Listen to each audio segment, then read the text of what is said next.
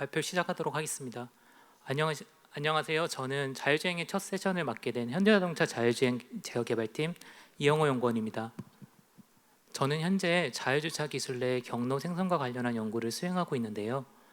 본 발표에서는 자율주차 시스템을 개발하며 어려웠던 시나리오 중 하나인 주차장 램프 주행 상황에 대해서 연구 결과를 소개드리고자 합니다. 우선 목차를 다음과 같이 구성을 해보았습니다. 먼저 자율주차 시스템이 무엇인지, 그리고 램프 주행 상황에서 왜 심층 강화학습 기반의 자율주차 시스템을 개발하게 되었는지에 대한 배경을 먼저 말씀드리겠습니다. 다음으로는 심층 강화학습 기반 자율주차 시스템의 연구 과정과 결과를 말씀드리고, 최종적으로 실험 결과를 통해서 해당 시스템이 램프 주행 상황에서 얼마나 강인한 결과를 나타내는지를 보여드리도록 하겠습니다.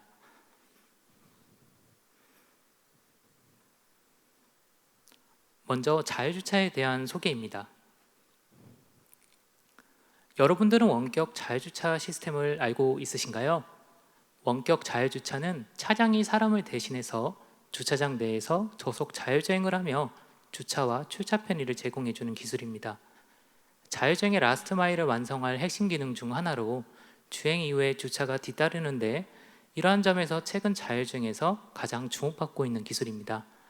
저희는 이러한 기술을 리모트 파킹 파일럿, 즉 RPP로 정의를 하고 있고, 왼쪽 영상이 실외 주차장을 대상으로 시연된 영상입니다.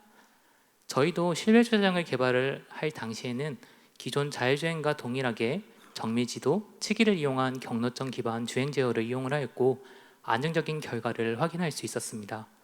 하지만 우측 그림과 같이 자율주차 시스템이 가지고 있는 독특한 시나리오 중 하나인 주차 가능 공간이 없을 시 다음 층으로 이동하는 램프 이동 과정에서 기존 경로점 기반 주행 제어의 성능 제약을 확인할 수 있었습니다.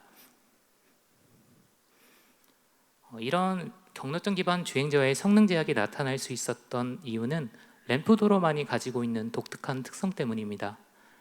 우선 정밀지도 기반 주행 제어의 전략을 살펴보게 되면은 측이 정보가 무엇보다도 중요한데요.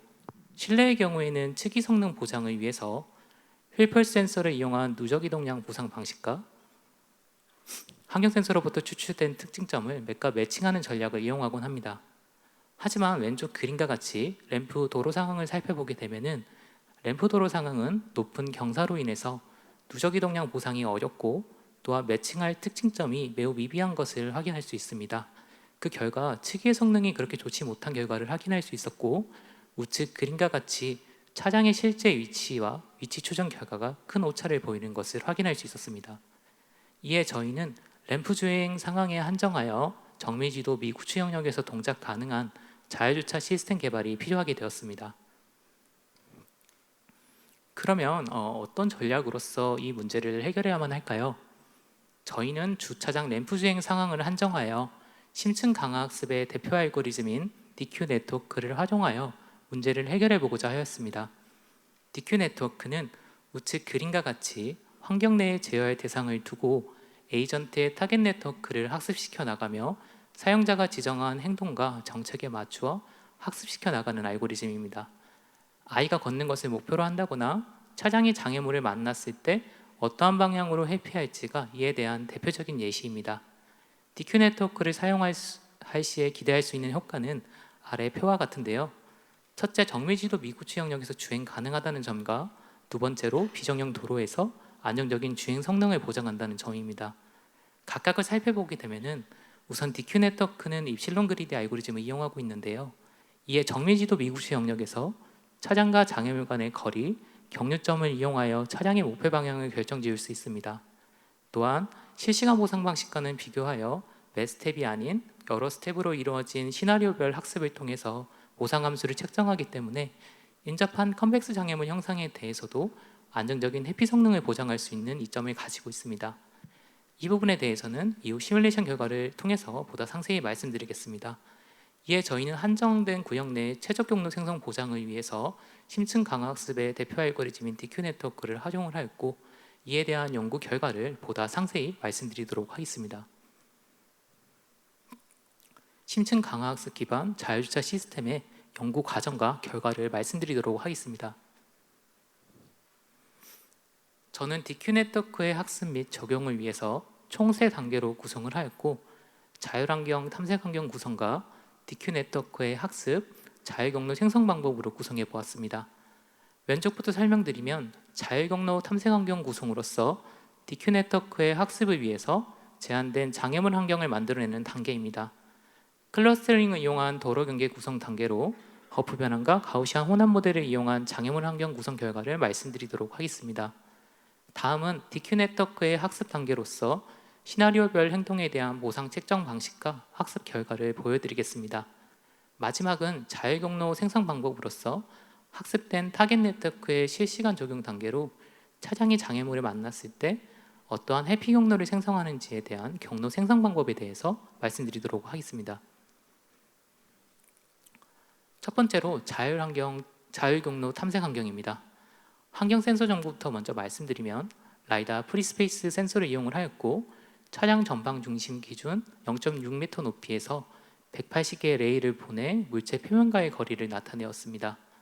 주목할 부분은 전처리가 된 센서 정보라고 할지라도 높은 경사로 인해서 평지 경사 과정에서 불필요한 바닥면 데이터가 내포되어 있는 것을 확인할 수 있는데요. 저는 장애물 환경에 대해서 노이즈 제거 및 안정적 탐색 환경 구성을 위해서 허프 변환과 가우시안 혼합 모델을 이용하여 데이터 전처리와 도로 경계를 도출하였습니다. 도로 경계 구성 결과를 아래 표를 통해서 확인할 수 있는데요. 좌측부터 살펴보면 허프 변환을 활용하여 대표 직선을 찾고 이 중 주행 방향과 크게 벗어나는 직선을 선정하여 바닥면 데이터를 제거하는 과정입니다.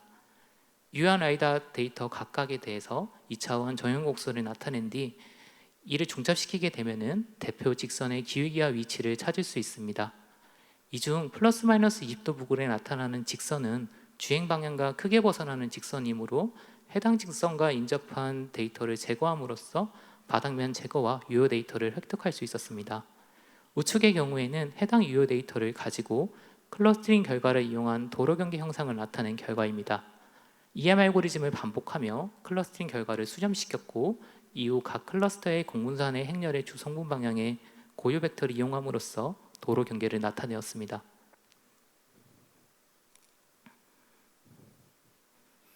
두 번째로는 심층 강화 학습을 이용한 램프 주행 학습 방법입니다.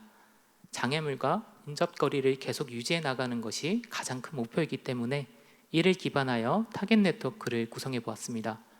입력층의 경우에는 좌측 그림과 같이 차량 전방을 중심으로 180개의 레이캐스트 길이를 사용하였고, 출력층의 경우에는 차량의 최대선의 반경 5m를 고려하여 직진 좌우 선회를 구성해 보았습니다. 보상 방식은 장애물과 2m 거리 이내로 얼마나 오랫동안 차량이 유지하고 있는지를 기준으로 보상을 책정하였습니다. 학습 환경으로서는 페이스북사에서 제공되는 파이토치의 C++ 버전인 라이브 토치를 이용을 하였고, 실차 실험을 통해 획득한 선의 반경 테이블을 통해서 학습을 수행하였습니다. GUI 구성과 물체 충돌 구현을 위해서는 물리 엔진 오픈소스 라이브러리인 박스2D를 활용해 보았습니다. 학습 결과를 아래 영상을 통해서 확인할 수 있습니다. 매 스텝마다 이실론 그리디 알고리즘을 이용함으로써 큐넷의 출력값 중 가장 큰 값을 행동을 취하도록 하였습니다. 입실론 그리디 알고리즘의 일환으로서 약 100회 이전 동안에는 이실론 값을 높게 주어 랜덤의 행동을 통해서 다양한 학습 행동을 노출시켰습니다. 그 결과 초기에는 많이 부딪히는 결과를 보이시겠지만, 점차적으로서 이 이실론 값이 낮춰짐에 따라서 타겟 네트워크의 결과를 사용하는 빈도가 늘려나가게 됐고, 그 결과 벽면과 부딪히지 않은 채 안정적으로 램프 주행하는 결과를 확인할 수 있습니다. 최종적으로 약 400에서 500 사이의 안정적인 주행 결과를 확인할 수 있습니다. 마지막은 실시간 주행 경로 생성 방법입니다. 앞서 학습된 타겟 네트워크의 출력층은 하나의 행동으로만 학습되었기 때문에 총 10개의 행동을 수집하여 주행해야 될 클로소이드 궤적을 생성하였습니다. 우측 그림의 회색 선이 실시간으로 나타내어지는 클로소이드 궤적으로서 선의 곡률 테이블을 이용하여 목표 조향각을 생성하였습니다. 네, 저는 지금껏 심층 강화학습 기반 자율차 시스템의 연구 과정과 결과를 말씀드렸는데요. 지금부터는 시뮬레이션과 실사 실험을 통해서 해당 시스템이 얼마나 강인한 결과가 보이는지를 보여드리도록 하겠습니다. 첫 번째로는 실시간 보상 방식과의 비교 분석입니다. 앞서 말씀드린 실시간 보상 방식과 심층 강화학습의 비교 결과입니다. 실시간 보상 방식은 로봇 시스템에서 많이 사용되는 DW 알고리즘을 이용하여 제안한 DQ 네트워크의 결과와 비교를 수행해 보았습니다. 측정 방식을 각각 살펴보게 되면은 우선 실시간 보상 방식의 경우에는 매 스텝마다 장애물 간의 거리 차이를 기준으로 비용 함수를 책정하였고, 심층 강화학습 기반의 경우에는 앞서 학습된 타겟 네트워크 값을 이용하여 비교를 수행해 보았습니다. 시뮬레이션 결과는 다음과 같습니다. IPG사에서 제공되는 카메이커를 이용하여 시뮬레이션 결과를 비교를 하였고, 해당 영상은 아래 결과를 통해서 확인할 수 있는데요. 각 영상의 왼쪽의 결과는 제안한 큐넷의 학습 결과로서 램프 주행 상황에서 안정적으로 주행하는 결과를 확인할 수 있습니다.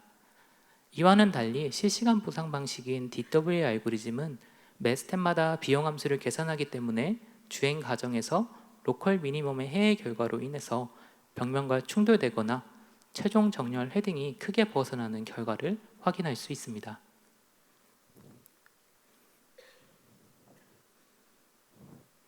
이번에는 실차 실험을 통해서 결과를 보여드리도록 하겠습니다. 저희는 우선 남양연구소 주차타워 5층, 6층을 대상으로 곡선 램프, 곡선 직진 램프를 대상으로 주행을 수행해 보았습니다. 하드웨어 구성으로서는 전측방 라이다와 감각 카메라, IMU 센서로 구성을 하였고, 도로폭 7m의 경사로 18도인 곡선 직진 램프 구간에서 램프 주행을 수행을 해보았습니다. JX 차량을 이용을 하였고, 라이다 프리스페이스만을 이용하여 주행한 결과입니다. 실시간으로 타겟 네트워크를 이용을 하였고, 벽면과 1m의 거리를 유지하며 안정적으로 주행하는 결과를 확인할 수 있습니다. 또한 고무적인 결과는 이 하강 과정에서 더욱더 높은 고곡률 과정에서도 벽면과 충돌되지 않은 채 안정적으로 램프 주행하는 결과를 아래 영상을 통해서 확인할 수 있습니다. 네, 최종 결론입니다. 저는 DQ 네트워크를 활용하여 실시간 이동 경책을 새롭게 고안을 하였고, 이로 인해 램프 주행 시 안정적인 성능을 보장할 수 있었습니다. 세부적으로는 자율 환경 탐색 결과로 노이즈 데이트 전처리와 도로 경계 구성을 적용하여 경사로 주행 상황에서도 안정적인 자율 탐색 환경을 구성할 수 있었습니다. 큐넷 학습 결과로는 정미지도 미구축 영역에서 학습된 가중치 행렬과 레이캐스트 정보만으로 안정적인 램프 주행이 가능한 결과를 확인할 수 있었습니다. 네, 제 발표는 여기까지입니다. 경청해 주셔서 감사합니다.